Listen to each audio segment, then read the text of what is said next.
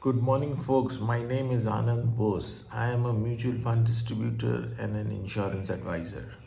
But today I'm not going to talk about insurance and investments, rather, my recent trip to Egypt. The do's and don'ts, what we did, maybe it will help you. So here goes, I have it all written down. So sometimes I'll be reading it out and talking about it. So, point number one, we visited Egypt in February 25. That is recently, where the weather was cold.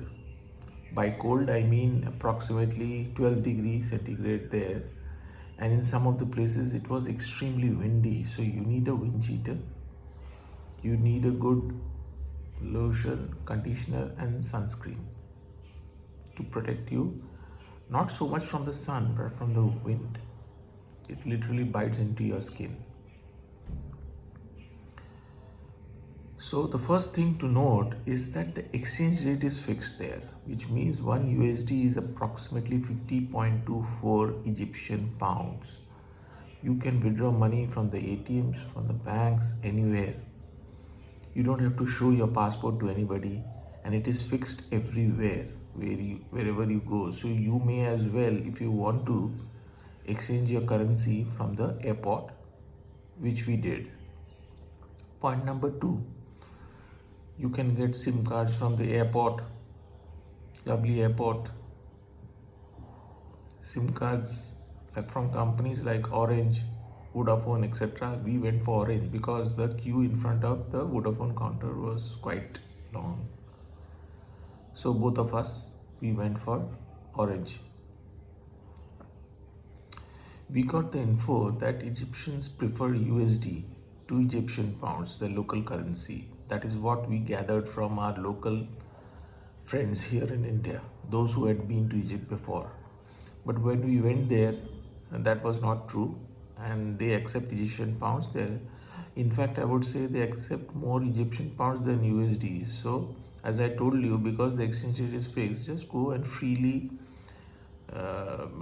exchange the USD to local currency.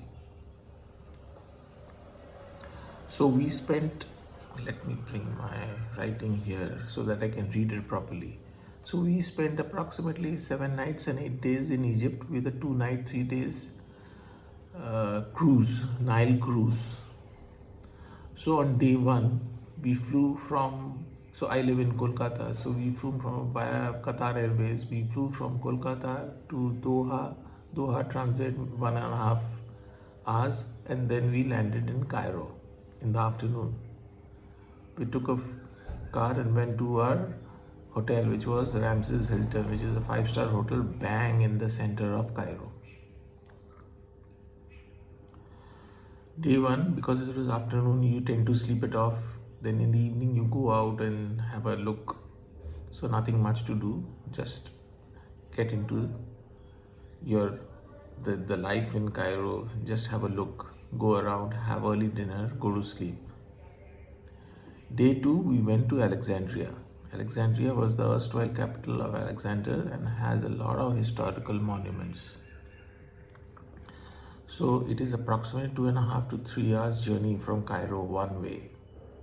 So day two, we went to Alexandria, and on the third day, we went to Giza, Sphinx, etc. If you want to see the light and sound show, it is in the evening, so you have to spend one night in Giza or take a late drive back to your hotel in Cairo if you are staying in Cairo. You can stay in Giza too, but it does not make much sense because there is not much difference in the hotel rates, and Cairo is more central than Giza. Now on day three, besides Sphinx, we also visited the century-old Khan al-Khalili market in Cairo. It is a century-old, more than a century-old market, very touristy, lot of bargaining has to be done, but you will get all the things there and you love the vibe. So that is why you do go there. However, avoid the small cafes as they are very costly, which we discovered to our expense.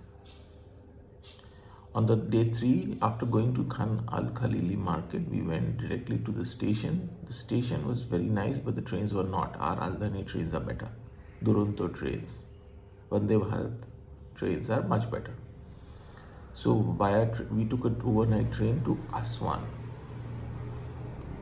We landed, so we got up in the night. We got into the train in the night at about 9:30. Landed at Aswan at about 7:30. Took a car and went to see the Aswan Dam, Nasser Lake, before boarding our Nile cruise, which is named Blue Shadows 2, for a 2-night, 3-day trip. So on the first day, that is after visiting the Aswan Dam and the Nasser Lake, the cruise does not travel much. That means it is lying on the docks. So we spent there, but it's a good feeling because you're on the water.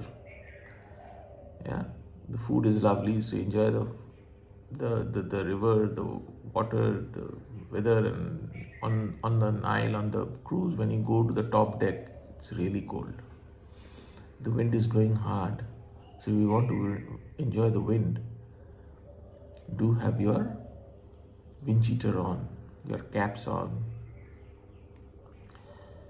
So on cruise, a lot of food, but there is no water. They do not give you water to drink.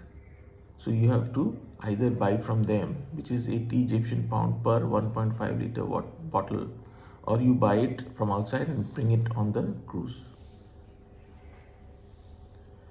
The meals obviously are free, but again, data is not. Data is also pretty costly. So better load up on data, but since we had bought Orange SIM cards, which had 29 GB data, on day 1 we were okay. So on day 2 of the cruise, we landed in Luxor. We went for a hot air ballooning, then we came back, had breakfast, then we checked out, went to a Valley of Kings tour. And the Valley of Kings is a huge place. There are about 60-70 odd tombs there. Now there is a lot of walking, so be prepared with your walking shoes on. The ticket covers entry to 3 tombs, but not to the Tutankhamen tomb. Tutankhamen was not a very well-known Raja or king, but because his mummy is the one that was found, it was intact. That is why they have kept it separate, and it is not part of the 3 tombs, which is a free entry with a ticket. So if you want to go to the Tutankhamen tomb, you have to buy the ticket for 1000 EGP per head. We did not go. My wife was not well, so we did not go. But if you want to go and if you're a history buff, then you should go, because you'll see an intact mummy there. Then let's see what else. Then at the night we took, in the middle I forgot to tell you, we went to a place called Abu Simbel, the huge place, huge temples. Another temple we went to is the Philae temple. So a lot of temples. So the civilization is like India, one of the oldest civilizations in the world, like India. Lot of temples. The kings obviously built temples too, so that people can remember them after long they have gone. So very similar to India, but obviously well known. We have read in our history books about Egypt. We have read about the Sphinx. So obviously we would like to go there. We would like to go to Egypt and always view the places, the temples. But to my mind, very similar to India. So from Luxor, so another great experience we had was the hot air balloon. We went early morning, 4:30 a.m. By 5:30 a.m. we were on the balloon. We were flying high, and then we see the sun rising. It was an excellent experience, and there were so many balloons. We took so many pictures. And when we came down into a ganne ke khet. That is a sugarcane field. So again, an experience similar to India, to let's say Uttar Pradesh. So on day 7, we took a local flight back to Cairo. On day 8, we flew back to India via Qatar Airways. So all in all, a great experience. Egypt, as I told you, we have read when we were small in the history books. We read about Sphinx. We also read Robin Cook's novel, The Sphinx. So all this has added to our heightened interest into the country. The country is just like India. It's a African country, lot of cars, jam, etc. But you should go to Egypt once in your life to have a feel as to how the kings or 400, 500,000 years back lived, kings and queens. Mostly they were kings, but you also had Cleopatra, etc. We also obviously have seen the movie Cleopatra with Elizabeth Taylor and Richard Burton. But I think what I understood, the highest or the most important king was Ramses II. Tutankhamun, as I told you, was a very small king. He was a child actually. He reigned for 1 or 2 years or 3 years maybe, and then he died.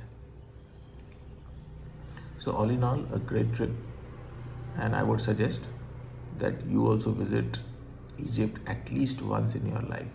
You won't regret it. Thank you. See you. Bye.